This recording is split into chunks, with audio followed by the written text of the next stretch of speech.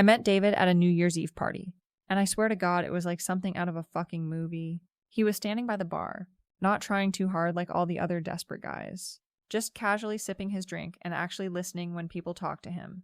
When our eyes met across the room, I literally felt butterflies. Real, honest-to-God butterflies that I hadn't felt since high school. He had this confidence about him, this stability that just radiated from every pore. Not cocky, not trying to impress anyone, just solid, reliable. The kind of man who calls when he says he will and shows up on time for dates. And he did call. The very next day, just like he promised. Not 3 days later with some bullshit excuse about being busy. Not a random 2 a.m. text asking what I was up to. A real phone call asking if I wanted to get dinner on Friday. An actual planned date with a reservation at a nice restaurant. I remember hanging up the phone and doing this little victory dance in my kitchen because finally, I'd found a grown man instead of one of these pathetic boys who think dating means Netflix and chill. The first year was absolutely magical. David was everything I'd been looking for my entire life. He opened doors. He remembered things I told him. He introduced me to his friends and family like he was proud to be with me. We'd spend entire weekends together just talking and laughing and planning our future. He had his shit together. Good job. Nice apartment. Actual furniture instead of just a mattress on the floor and a folding chair. He was responsible with money, but not cheap. Thoughtful about everything from birthday gifts to vacation planning. For the first time in my dating life, I felt like I was with someone who could actually be a real partner. But here's the thing about being with the perfect guy. After about 10 months, I started getting paranoid that he was too good to be true. All my friends were getting engaged, posting their ring photos on social media, planning weddings. Meanwhile, I was still just David's girlfriend, still wondering where this was all heading. I mean, we were practically living together anyway, spending every night at each other's places, talking about moving in together officially. But talking isn't the same as commitment, and I wasn't going to waste years just being someone's girlfriend while he figured out whether he wanted to marry me or not. So I brought it up. We were having dinner at our favorite Italian place, and I just laid it out for him straight. I told him I loved him. I loved what we had together, but I needed to know this was going somewhere real. I wasn't trying to be pushy or demanding, but I also wasn't going to sit around wondering if I was wasting my time. I deserve better than that. Any woman deserves better than that. If he couldn't see a future with me after a year together, then he needed to let me go find someone who could. David got this look on his face, like he was doing calculations in his head. He said he loved me too, said he wanted to marry me, but he'd been thinking maybe we should wait another year or two to make sure we were financially ready. Financially ready. Like love is some kind of business transaction that requires a certain credit score. I told him money wasn't everything, that plenty of couples start out with nothing and build their lives together. That's what marriage is supposed to be about. Partnership, commitment, facing life's challenges as a team. He must have realized I was right because 3 months later, he proposed. The proposal itself was perfect. Romantic dinner at the restaurant where we had our first date. Down on one knee with a beautiful ring that probably cost him 3 months' salary. I said yes before he even finished asking the question. I was so happy I actually started crying right there in the restaurant. And everyone around us started clapping. It was like a fairy tale moment. The kind of story I'd be telling our grandchildren someday. Planning the wedding was where things got a little tense, though I had a vision for my special day. I'm talking the works. Beautiful venue, amazing flowers, designer dress, photographer who actually knew what they were doing, band instead of some cheesy DJ, the whole 9 yards. This was going to be my one and only wedding, my once-in-a-lifetime chance to feel like a princess, and I couldn't accept anything less than perfect. David kept bringing up the cost, saying maybe we should scale things back. Have a smaller ceremony so we could put more money toward a house down payment. But that's such typical man thinking, always focused on practical bullshit instead of understanding what really matters. A wedding isn't just a party. It's a celebration of our love, a statement to the world about who we are as a couple. You can't put a price tag on that. Besides, his parents offered to help, and we could always figure out the money part later. I wasn't going to start our marriage with regrets about having some bargain basement wedding just to save a few $1,000s. The wedding ended up costing about $60,000, which I know sounds like a lot, but it was absolutely worth every penny. Everything was perfect. The venue was stunning. I looked incredible in my dress. The photos were magazine quality. David had to take out a personal loan to cover his portion. But honestly, that's what loans are for. Big life moments. Important investments in your future happiness. He'd pay it off eventually, and we'd have the memories forever. The first few months of marriage were good. Really good. We settled into this comfortable routine, and I loved being a wife. Loved introducing David as my husband instead of my boyfriend. But then reality started setting in. David became obsessed with paying off the wedding debt and saving money for a house. He started working extra hours, staying late at the office, taking on additional projects that kept him busy every weekend. I'd try to suggest fun things we could do together, weekend trips, nice dinners out, maybe finally taking that honeymoon we'd been talking about. But he'd always shut it down with some lecture about being financially responsible. It was like he turned into this completely different person overnight. The fun, romantic guy I'd fallen in love with disappeared and got replaced by this boring drone who only cared about spreadsheets and savings accounts. He'd come home exhausted every night, eat dinner while going through bills, then fall asleep on the couch watching the news. On weekends, he'd spend hours online researching mortgage rates and looking at houses we couldn't afford yet, talking about 5-year plans and retirement funds like we were already 70 years old. I tried to be supportive. I really did, but I was 28 years old, not 88. I wanted to travel, experience life, enjoy being young and married instead of acting like we were already dead. When I'd bring this up, David would get defensive and say I was being unrealistic about money, that someone had to be the adult in the relationship, like wanting to actually live your life instead of just existing paycheck to paycheck makes you immature. It was insulting. Honestly, that's when I decided to join a gym. I was going crazy sitting in our apartment every evening while David worked on his laptop. And I figured at least working out would give me something to do. Maybe help me meet some new people who actually knew how to have fun. The gym was this trendy place downtown with great classes and a really social atmosphere. People actually talked to each other instead of just staring at their phones the whole time. That's where I met Ryan. He was leading a kickboxing class I'd signed up for. And right away, I could tell he was everything David wasn't. Spontaneous, energetic, always laughing and joking around with everyone. He had this infectious personality that just drew people to him. And he was incredibly fit, not in that obsessive gym rat way, but like someone who genuinely enjoyed staying active and trying new things. After my first class, he came over to ask how I liked it. And we ended up talking for like an hour about travel and adventure sports and all these amazing experiences he'd had. Ryan had been all over the world, backpacking through Europe, surfing in Australia, teaching fitness classes on cruise ships. He had stories that made my boring suburban life seem pathetic in comparison. Here I was, married to a guy who thought a wild weekend was going to Home Depot to look at kitchen tiles.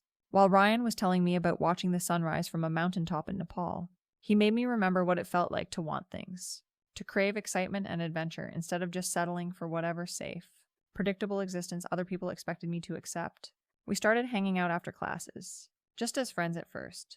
Ryan would suggest grabbing coffee or lunch, and it felt so good to have someone to talk to who actually listened and responded with enthusiasm instead of just nodding along while mentally calculating how much everything cost. He'd ask about my dreams, my goals, what I really wanted out of life.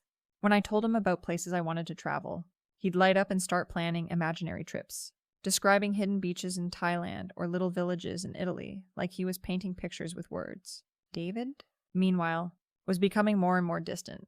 He'd gotten promoted at work, which meant even longer hours and more responsibility, and he was thrilled about the extra money it would bring in. He started talking about being able to buy a house within 2 years instead of 3, like that was supposed to make up for the fact that I barely saw him anymore. When I tried to explain that I missed spending time with him, that I felt like we were becoming roommates instead of husband and wife, he'd promised things would get better once we were more financially stable. Always some future point when we'd finally be allowed to enjoy our lives. Ryan never made me feel guilty for wanting more than that. He understood that life is short, that you can't just postpone happiness indefinitely while you check off boxes on some arbitrary list of adult responsibilities. When I told him about my marriage problems, he didn't judge me or tell me I was being unreasonable. He just listened and validated my feelings. Made me realize I wasn't crazy for wanting passion and excitement in my relationship. I started looking forward to gym sessions more than anything else in my week. Ryan and I would text between classes, sharing funny memes or photos of places we wanted to visit someday. It felt harmless, just a friendship with someone who understood me in a way my husband didn't seem to anymore. But I'd be lying if I said there wasn't chemistry there. Ryan had this way of looking at me that made me feel beautiful and desirable again, instead of just another item on David's endless to-do list. The flirting started gradually. Little compliments about how strong I was getting, casual touches on my arm or shoulder when he was correcting my form, inside jokes that made me feel special and chosen. I found myself dressing up for the gym, buying cute workout clothes, and spending extra time on my hair and makeup. I told myself it was just about feeling confident and put together, but deep down I knew I was doing it for Ryan's attention. I was getting addicted to the feeling of being wanted and chased again. David and I had settled into this comfortable but passionless routine where sex felt like another chore we had to check off our list. But with Ryan, everything felt electric and alive. Just being near him made my heart race in a way it hadn't since the early days with David. I started fantasizing about what it would be like to be with someone who actually prioritized me, who thought I was worth more than whatever was in his retirement account. The emotional affair went on for months before anything physical happened. We'd have these long, intense conversations about life and dreams and what we really wanted from relationships. Ryan would tell me I deserved better than some workaholic who took me for granted, that a woman like me should be worshipped and adored, not treated like a business partner in some boring domestic corporation. He made me feel like I was settling for crumbs when I deserved a feast. I knew I was crossing lines, but I justified it by telling myself that David had checked out of our marriage first. He was the one who chose work over his wife, money over romance, planning over living. If he cared more about mortgage payments than making me happy, then maybe he deserved to lose me.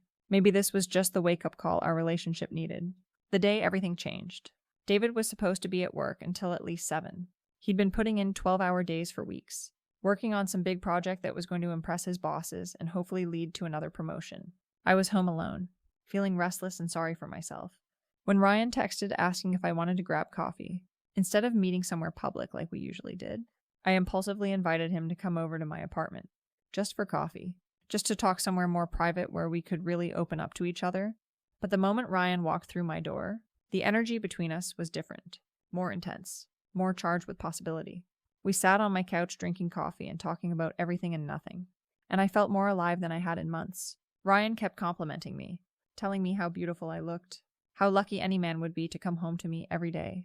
He said David was an idiot for not appreciating what he had, that if I were his wife, he'd never be able to keep his hands off me. When Ryan reached over and tucked a piece of hair behind my ear, I didn't pull away.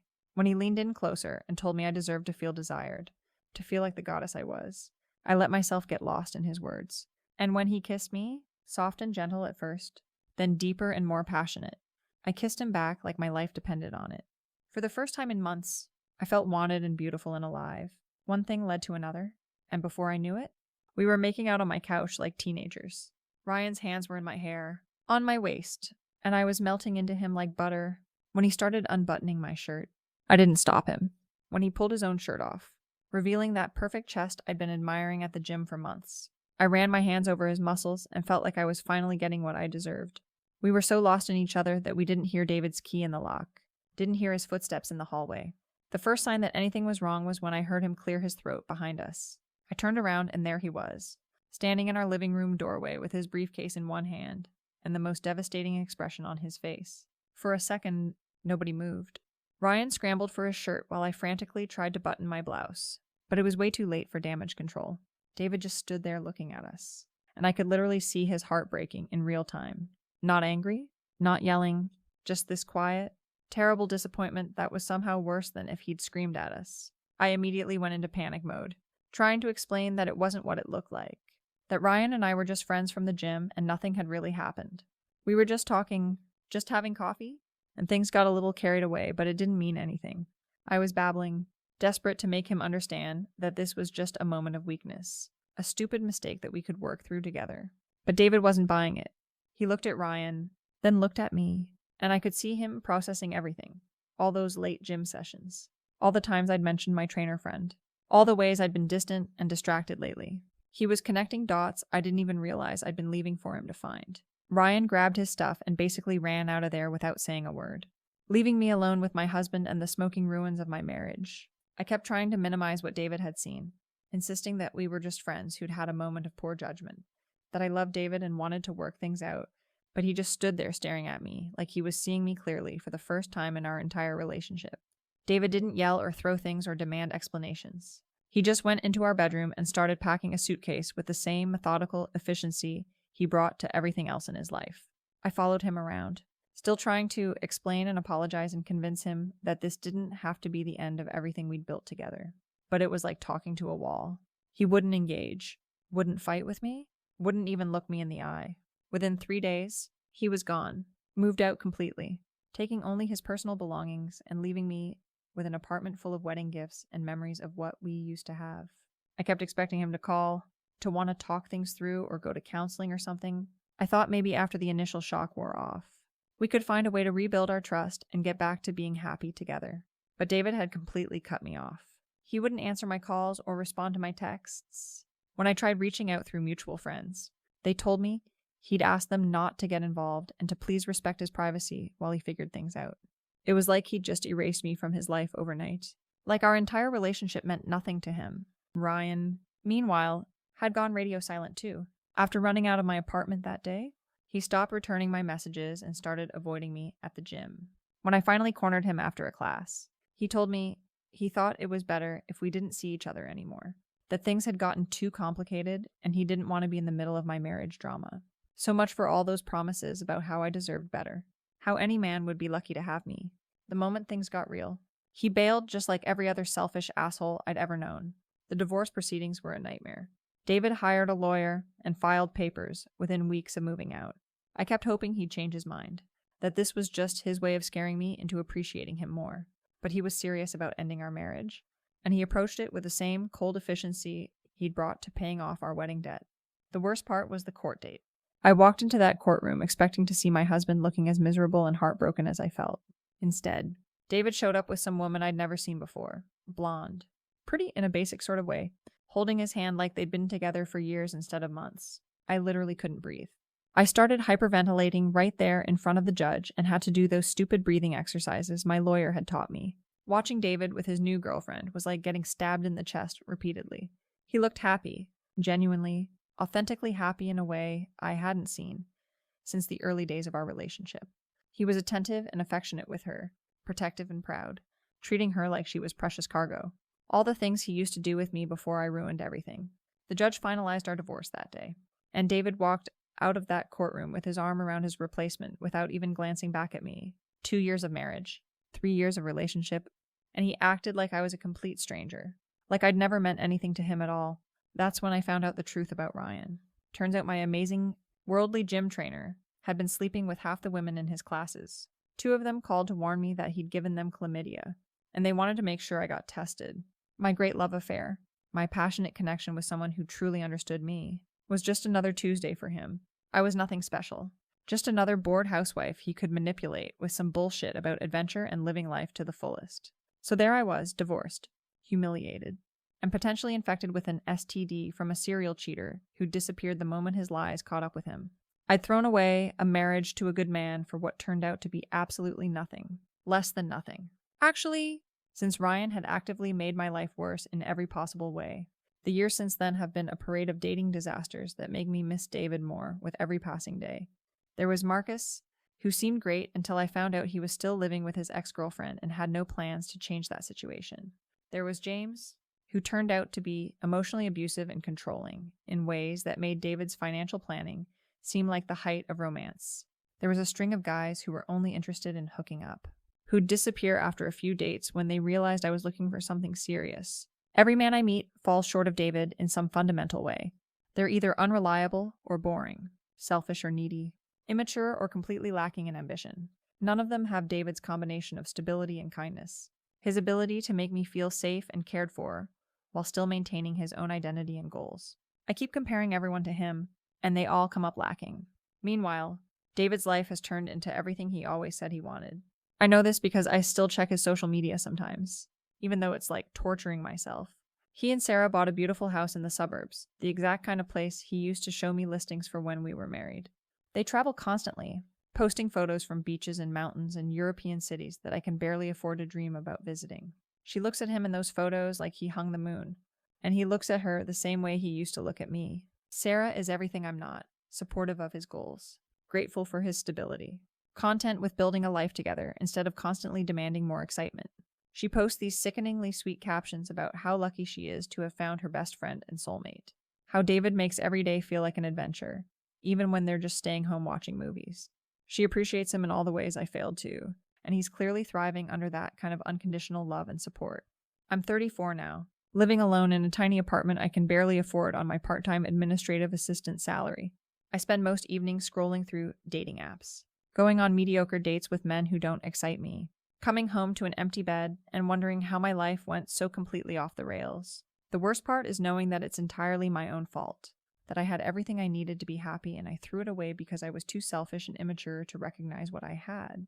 David was the best thing that ever happened to me, and I destroyed our marriage because I couldn't appreciate a man who loved me enough to work his ass off building us a future together. I mistook his responsibility for boring, his stability for passionless, his long-term thinking for lack of romance. I was so focused on what I thought I was missing that I completely failed to see what I actually had. A partner who would have done anything for me, who saw me as worth working for, worth sacrificing for, worth building a whole life around. Now he's doing all of those things for someone else, someone who was smart enough to recognize his value and hold on to him with both hands. Sarah gets the house, the travel, the security, the unwavering devotion of a man who knows how to love completely and faithfully. She gets the life I was too stupid to want when it was mine for the taking. And I get to live with the knowledge that I'm the cautionary tale other women tell their friends, the wife who cheated on her good husband and lost everything. I'm the example of what happens when you can't appreciate what you have until it's gone, when you mistake stability for boredom and faithfulness for weakness. I'm the woman who traded a diamond for fool's gold and spent the rest of her life regretting it. Sometimes I wonder what would have happened if I'd just been patient, if I'd supported David's goals instead of resenting them, if I'd communicated my needs instead of seeking attention elsewhere. We could have had the house and the travel and the happiness together. I could have been the one posting grateful captions about my amazing husband, the one building a beautiful life with a man who truly loved me. Instead, I'm alone, scrolling through photos of the life I could have had, watching my ex-husband live happily ever after with the woman who was everything I should have been, but wasn't. And the worst part is knowing that he's better off without me, that Sarah gives him something I never could, the appreciation and respect he always deserved but never got from me. I destroyed the best relationship I'll ever have for a fantasy that turned out to be a lie, and now I get to live with that choice for the rest of my life.